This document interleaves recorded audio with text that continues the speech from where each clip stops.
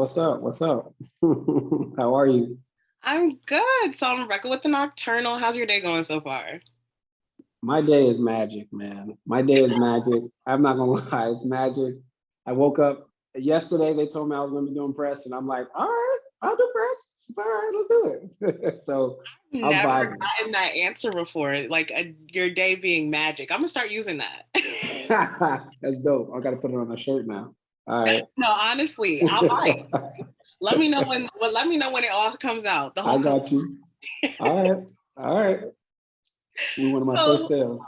the first question I wanted to start with: can you describe your character Maurice in the show Rap Shit to me?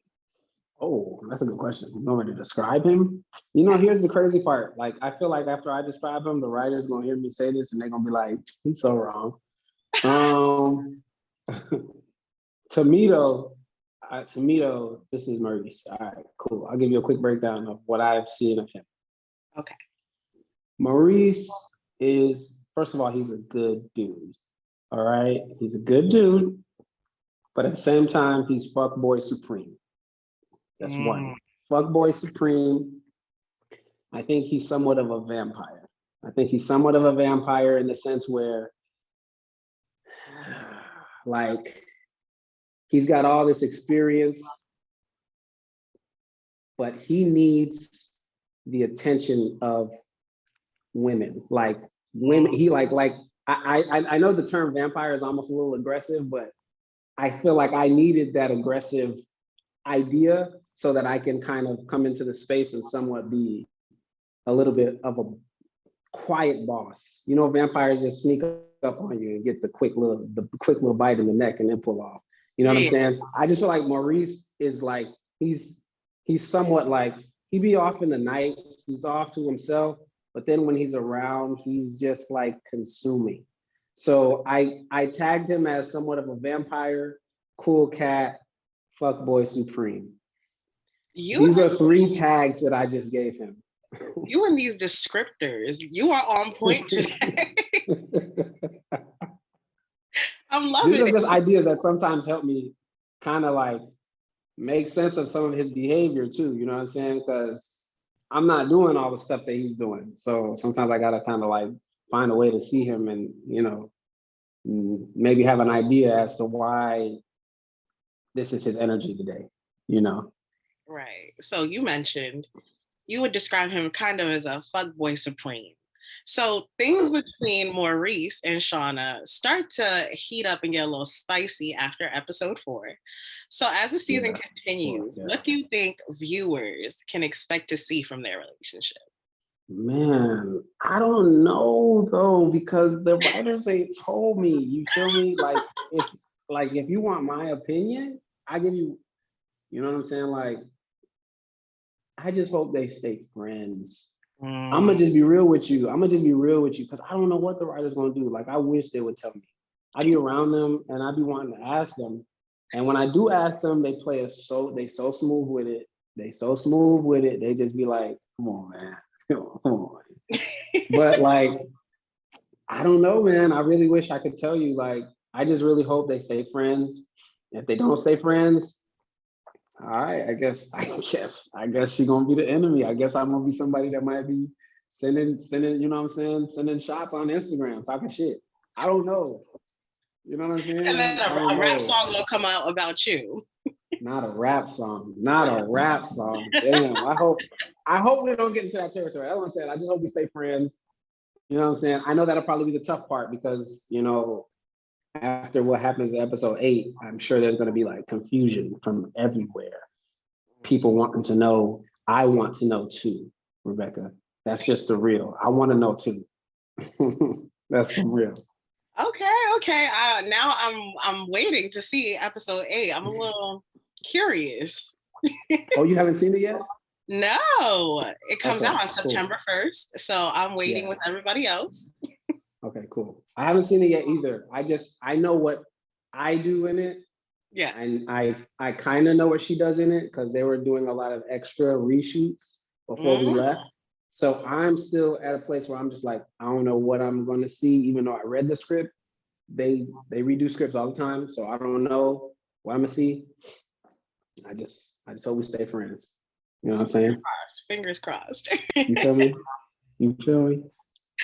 So the next thing I want to talk about, as someone who is Haitian, I appreciate yes, yes.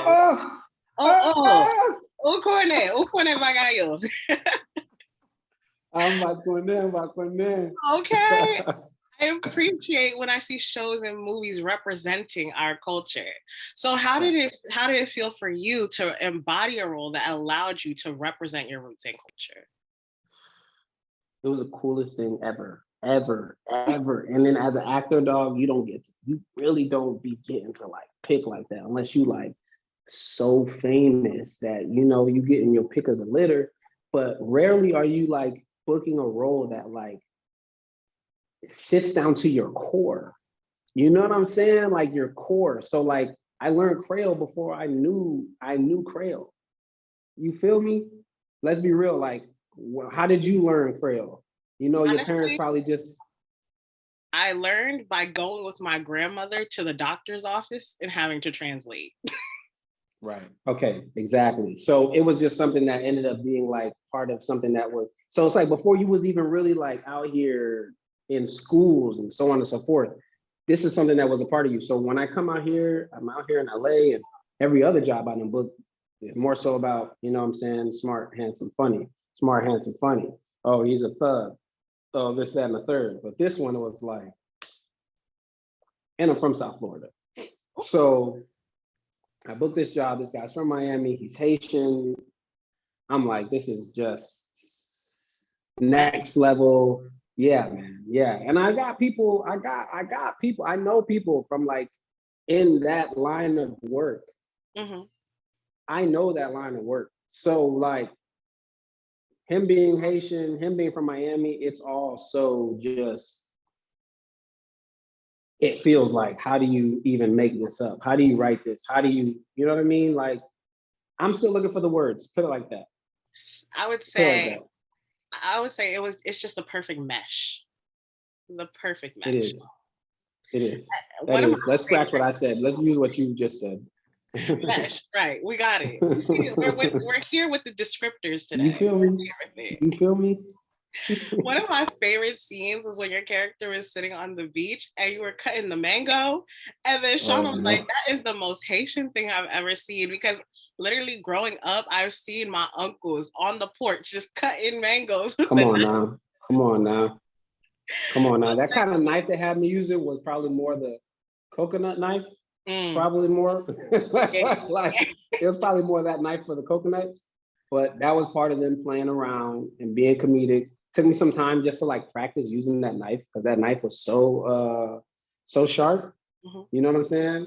But that was dope.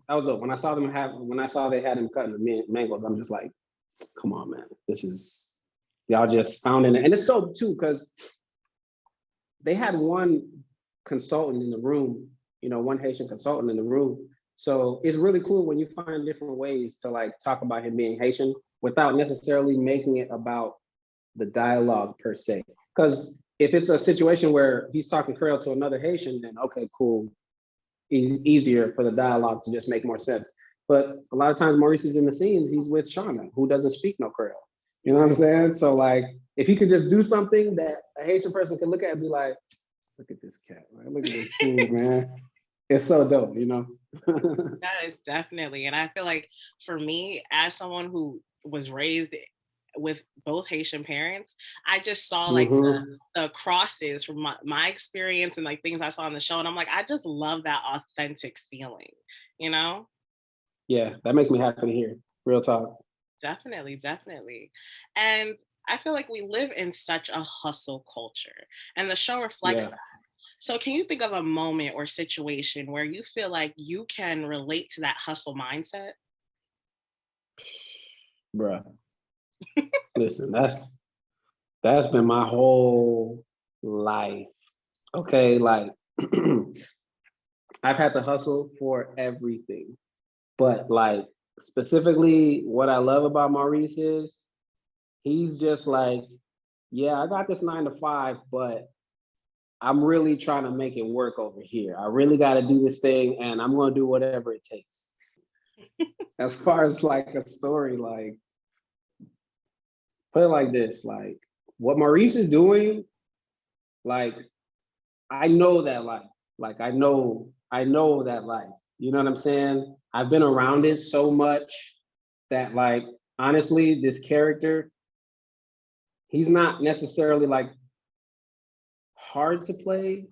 He's hard to play from the standpoint that he's so exciting to play because I know what he's doing that I have to do it justice and I'm not trying to guess.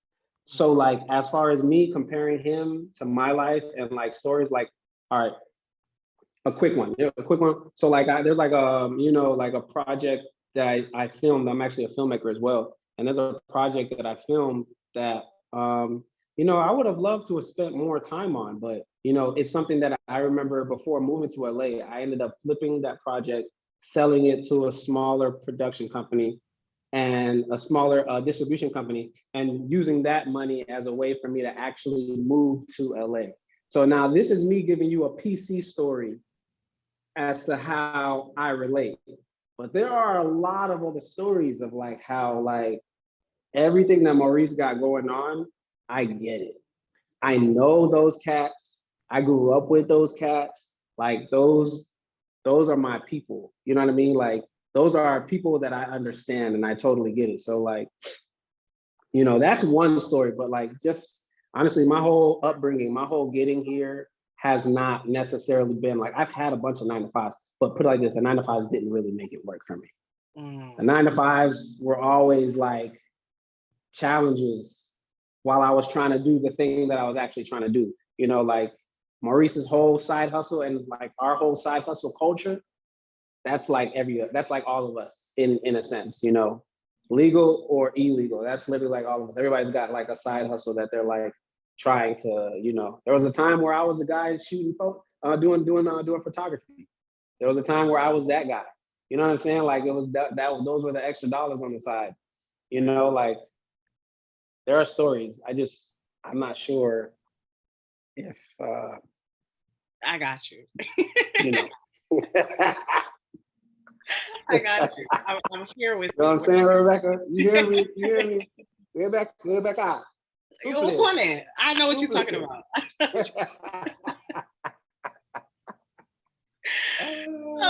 The next thing I want to say is, as I mentioned, I feel like our society has ingrained this sort of hustle mindset. Do you think that sometimes having that thought process can backfire for most people, or even, you know, there's moments for yourself that you feel like it's backfired? Hell yeah. Hell yeah. So you got that episode for me where it backfired for her. And I think that was 5. Yeah. And that's how it be. You know what I'm saying? I done lost out here too. And it be like that. Like if you're gonna play the game, like you gotta know what game you're playing and you gotta understand that's part of it. You know what I mean?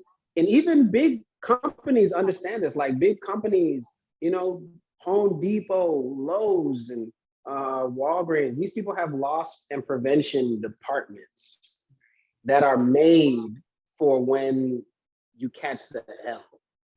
Catching the L is an important part of life. It's literally like one of the biggest, you don't really learn when you get the W. You get the W, it feels so good. It just feels like, oh my God, look at me, here I am. You get the L though, you like, what I did, what I gotta do. Now you gotta answer these questions. It's gonna help you, you know what I'm saying? You know what I'm saying? Like come up off the L. So it'll definitely, you definitely get roped up in it, you know, in this day and age. I think part of the only way to really like seduce and scheme successfully is to understand that you're gonna catch some L's along the way, but have a bigger picture so that when you catch some L's, you put that in your loss prevention department and then you keep it moving. You know what I'm saying? That's my bit on that. I definitely agree. Thank you so much for speaking with me today. I had so much fun. You are so funny. Likewise. And I can't wait to use these descriptors. I can't wait to watch this episode. Rebecca with the Nocturnal. How's your day been going so far? It's been going smooth. I went to the gym earlier today. I finished the workout today. My blood sugar been like kind of messing with me lately. So I ain't been able to like really go ham for like 2 days, but I was able to do it today. Okay. I went to the gym today with my friend. I've been trying to implement that more. And today was leg day. My legs are on fire. Hey, listen, if they weren't on fire, I would be like, you didn't go to the gym. So like, I'm proud of you, boss lady. So the first thing I want to talk about, tell me a little bit about your character Lamont in the show Rap Shit. Lamont is Mia's baby's father. He's like he's a very loving dude, right? But also he's a young dude, so a lot of stuff, he doesn't really get. So he can be absent-minded sometimes. But Lamont is a very solid character. He's just full of love, and figuring out this co-parenting thing, but also still trying to make something to give to his daughter. You feel me? Like take care of his actual responsibilities and stuff like that. Right. So is there anything about Lamont that you feel is relatable to you in any sort of way? Oh yeah, because I'm a very, loving individual. Also, we both look alike. No, I'm playing. But we definitely share that thing of like quick fixing. You know what I'm saying? Like when you tell me that something need to be adjusted, or they don't take time at the time, you know what I'm saying? I'm always willing to fix, my stuff to help somebody else and or just help somebody else. Also just the protecting of my own, like I'm a family man myself. Even though I don't got kids, like I'm very family oriented, you feel me? So we there on the same tinge, but also musically. Like Lamont make music, I make music. Even though he's a producer, I produce a little bit. I just know it sound good, if that makes sense. Okay. You mentioned music. So describe to me, what kind of, do you rap? What do you do? I do all that. Okay. Yeah, I'll say Okay. that. Yeah. That's probably like the best way, because I can't say, oh, I'm a rapper, because I'm not. Right. Also can't say I'm a singer, because I'm not. Okay. I can't say that I do country, because I, don't just do country. Yeah, It's a mix of everything. yeah, coming soon. Okay. So that's the lookout for. Look out for something soon. Yeah, exactly. Okay. I will be a part of everybody else waiting. I'm waiting. All right, yeah. So I want to talk about Lamont and Mia's relationship. At first, it started off like the way it came across was like a little complicated, like trying to figure it out. But then as the show continued, there's a shift in their relationship. So how would you describe their relationship? I described their relationship as two best friends that ended up having a baby and trying to remember what the best friend relationship was. You feel me? Because I feel like for you to have a kid with somebody, there has to be a level of trust somewhere. There has to be at least on their type of time. You feel me? Like they was together for a reason. And so I think it's very relatable to a lot of situations that we got nowadays, but I think Lamont and Mia kind of shows the healthy version of it in a lot of ways, because as they go throughout the show, they communicate. And that's kind of the key point that I pray everyone is getting, is the fact that when they communicate, that's why things change. You know what I'm saying? Like all it takes is for you to have that conversation and then be in the way of not just giving your truth and your information, but also receiving a truth in it, and taking in information and being able to kind of make something of a healthy choice for now our third party, which is our princess. You feel me? So yeah, it's very calm. Like it ain't even toxic. You feel me? Like that's Lamont bestie right there. Like I would do anything for her, as you see in the show. You feel me? Like that's my dog. And my dog now had my little dog. And so we all It's like a little mixture now. I loved the episode where your character walked into the house, she was like, oh, so now you're leaving? You're like, no, I'm about to go cook something. Relax. And I was cracking up. I was like, no, this is very cute. I like this. That's how it be. It's like that shows how much of the best friendship is there. You feel me? Because like Mimi don't really get best friends. She got her girls that she hang out with, right? But then even them, they don't know Mimi like that, you know? And so like, when it comes to Lamont, it's like, okay, I already know that you're gonna just chill out, bro. Like chill. Even when she said I cook like Boosie, you like the fact that I cook like Boosie. What are you, I'm confused, baby. You know? No, honestly, I was cracking up when she said that. I was like, "Ooh, not the criticism of the cooking." Yeah, I was like, I hope Boosie see this episode and send an email and be like, hey man, I actually got a good recipe for sub. No, honestly, if Boosie ever watches this, I need to know his recipe. What's his go-to meal? Yeah. So, over the past few years, you've acted in numerous shows and films. So, how was this role different from any others that you've played? And like, was the preparation different anyway as well? I think what made this different is in every one of my roles, I get my inspiration from my circle, you know what I'm saying, my friends and things of that nature, experiences with people. And so every character holds somebody. And for this character, it held every dude that I know that's a father, you feel me? And that are single fathers and that are the good fathers, you know what I'm saying? Like I be so opposite. I be like, where y'all be finding these ain't shit girls there, you know? You know, like I found all of Lamont in my brothers, you know what I'm saying, and my papa himself, you feel me? Because I'm not a dad, I'm an uncle. And I'm a brand new uncle by like 3 weeks. No, and then I just had another niece, a nephew last week. So I'm lit, you feel me? Me and my baby don't need to even have babies. We could just be that fine uncle and auntie that walk around, you feel me? Exactly. But, congratulations, first of all. Congratulations. Thank you so much. Thank you. But yeah, I get all of Lamont from Broderick, from Steven, from Big Ron, you know, Dre, I get him from Azizi, you know, just I'm surrounded by it. And like Steven, my boys created Lamont, you know what I'm saying? Because I feel like they deserve their side of just fatherhood to be represented somewhere. You feel me? Because of course we got the toxic sense fathers that's always represented. These just loud, and you know the ones that they've hurt, are they even louder? So it's like, all right, cool. This for y'all, all right. This for y'all. This for the good ones out there. All the baby fathers putting in their work. This for y'all. That's who you want for, you know. Definitely. And one thing when watching the show, something that always comes to mind while I was watching each and every episode was hustle culture and having that hustle mindset. So I feel like in the show, every character is showing that in some shape, way, or form, whether it's legally or illegally, they're hustling, they're trying to make it, right? So like, do you feel like can you think of any moment or a situation where you feel like you could relate to that hustle mindset? Every day of my life, I feel like as a creative, right, you don't have what is that? A promised outcome. There's no security, you feel me? So every day it is a hustle, rather you getting your body right, rather you getting your mental right, rather you working on this content, doing this work, doing whatever your piece of creativity is that pays your bills, you know what I'm saying?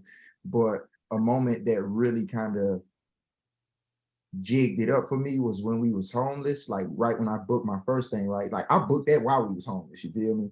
And it was because my hustle mentality kicked times 10, you feel me? Like I went from just doing, you know, one bar mitzvah a week to trying to get 5 or 6 of them mugs, you know what I'm saying, in a week. And they don't even do them. They only do bar mitzvahs on the weekends.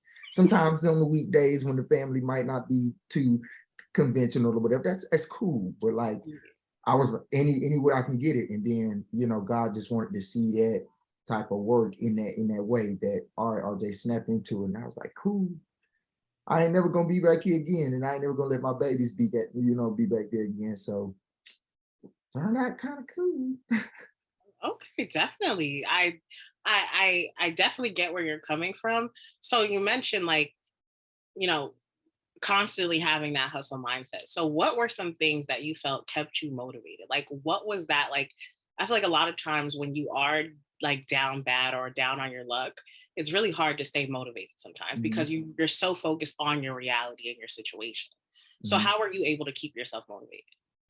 Nothing but God, to be honest. If I said any other method, I would be kind of lying or trying to like make people comfortable. But nah, that was all God, because it was nothing in my tangible sight or even in my own vision. Of course, I had a vision of making better for my family, breaking generational curses of my bloodline, but I didn't have a way of how it would happen, because the things that he was promising and showing me, it was too big and I didn't have no road to him. You feel me?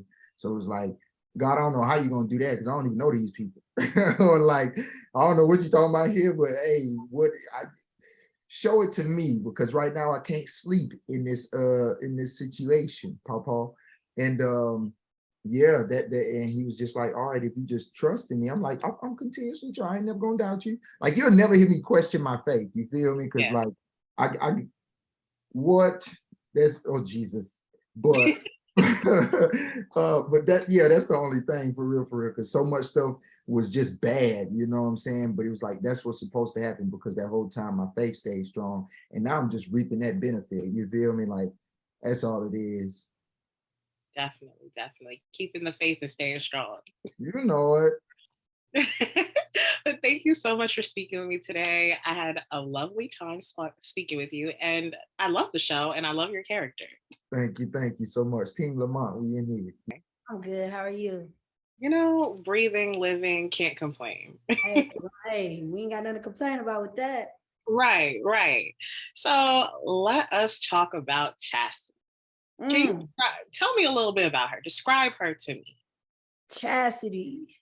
I would describe her as she a tough one, you know, she tough, she know how to put her foot down, but she's misread, she's misunderstood, you know.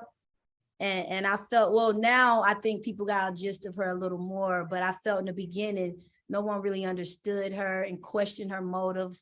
But now I think you're starting to see that she truly is down for the girls, or down for helping them become what they're destined to be. Definitely, definitely.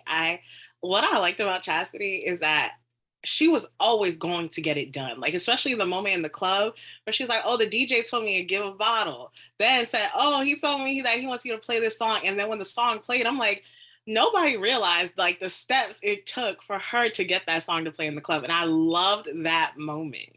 Thank you, Rebecca. At least somebody get it. She was working hard for that. No, honestly, and sometimes I think what people fail to realize is when you're trying to make it big or trying to be noticed, sometimes you have to lie a little bit, or you have to finesse the system just a tiny bit. And then you got to believe. Do you know how much courage it takes to believe in yourself to go broke? Like Chastity went broke that night, and she had to, you know, she believed like, I gotta get this played. I gotta show them I can do this job. And she went broke for them. They better respect Chastity. Exactly. And I feel like a lot of people are questioning her. And I'm like, she's trying to get it done. She's trying to prove a point, because everybody's trying to play her like a joke. Yes. And not only is she trying, she succeeded. Exactly. I don't know how hard, it took a lot, but she succeeded. Exactly. And I think one thing about watching the show, I think about hustle culture, right? So, and I feel like everyone in the show is reflecting that in some way, whether it's the legal way or the illegal way. They're trying to make it. Everybody's trying to get to the coins, right? Yeah. So can you think of a moment or a situation where you felt like you could relate to that hustle mindset? Living in LA. Okay. Living in LA. I moved here. I've been living in LA for about 5 years, and you hustle, and then I come from a different background of, reality TV. So I had to hustle and accept those Instagram promos that I didn't even believe in, but I was just trying. It was one time where my mom just said, I don't know how you're paying, like, how are you paying rent? And, because I wasn't asking her. My mom would be like, I'll help you. And I'm like, I don't need it. But I was you do everything, And it was one time I went back and got a job. Nobody know. I was like, I got a degree. Let me go get a job, Right. And, so it was just like you hustle. I relate, because living in LA, you have to hustle when you don't have, when you haven't, when you haven't been able to obtain what you came out here for, because most people come here to chase a dream. Right. It took years before my dream was touched. I ain't gonna say caught, it was before it was touched. So it was like living out here, oh yeah, you gotta hustle. I'm over here selling flat tummy tea.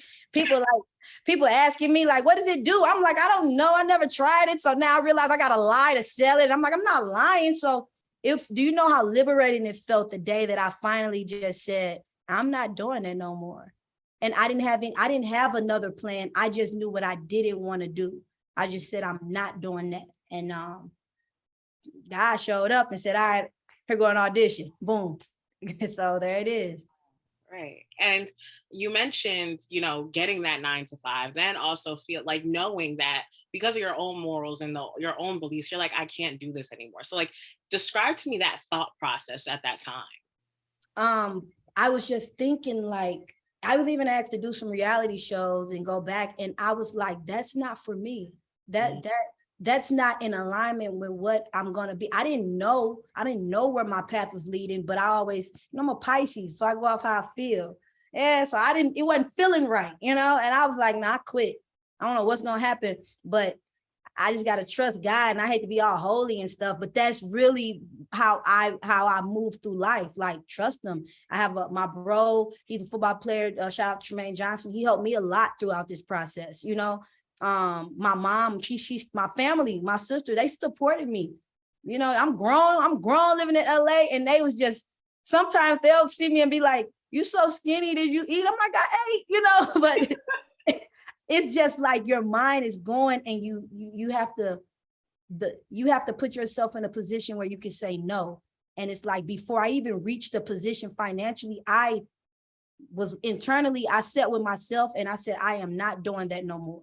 I don't know how it's going to get done, but I'm not doing this anymore, because I don't want to be an influencer. I'm bigger than that. No slight to influencers. I have, all my friends are. You just have to be in another mindset to be able to do that. I don't even like getting dressed every day. So here it is. I'm an influencer that's I wear the same shirt 3 days in a row. Like, this is my uniform. So I just wasn't cut out for the jobs. Right. And you mentioned, I remember watching you on Bad Girls Club. Loved you. So what was that transition like, when going from reality TV, then going into comedy, and now you're playing in an HBO Max show? So like, what was that transition like for you? The transition was surreal, and it was not planned.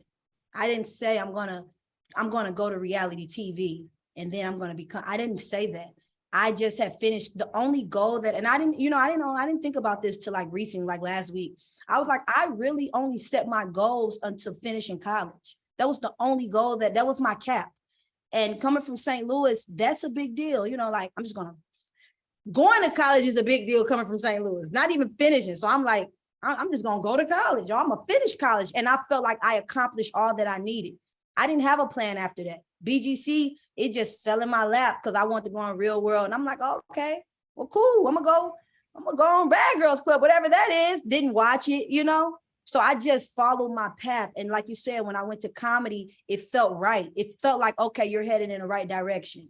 And then now that acting fell on me, I thought this would feel complete, but there's something else. I don't know if I'm supposed to do a big comedy special or get 5 seasons with Issa, but it's something that's going to keep happening. But I feel right. I feel aligned. And going from reality to acting, that's a big jump. And, I don't know many reality stars that's been able to go become a lead on one of the #1 networks. So listen, I don't know how I'm here. I'm just enjoying the ride. And I'm loving your journey. I'm loving every ounce of your journey. I definitely am. Thank you. Of course. And the last thing I wanted to ask about was, when watching the show, 3 words that came to mind were hustle, finesse, and passion. Okay. So what word or words would you use to describe the show? See, Rebecca, the problem is you just gave me your 3 and I like them. So you should ask me and then see what I came up with. Your 3 sound great. No, I would definitely use hustle. That's one, because everybody hustled. Right. I would use finesse, because I think everybody finessed each other. You know, I think Shauna finessed Mia. It was like, oh, you got me with some views. I need to do a rap group with you. Mia needed an outlet to do something different. Think she needed that. Her baby daddy, he need to make a beat because they pop. I think everybody finessed. The Haitians, they pop. Everybody was finessing. You know, Duke was a finesser, so boom, finesse. And then the last word I would use is I don't know what's a good word for like comedy, because I think everyone's funny. You know, definitely comedic. Yeah. Everyone is funny in their own way. I laugh literally at every character, even on down to Frankie. Frankie, her little facial expressions, like, yeah, it got to be comedic in there. Definitely. I agree with all yours. And, you know, I don't mind helping and giving the assist, call a friend, and that was me. Okay. Yeah, I called a friend. You helped me. You got me in there. But thank you so much for speaking with me today. And I love you in the show. I truly do. I appreciate that. Keep watching, and thank you for speaking with me. Of course. Bye. Bye.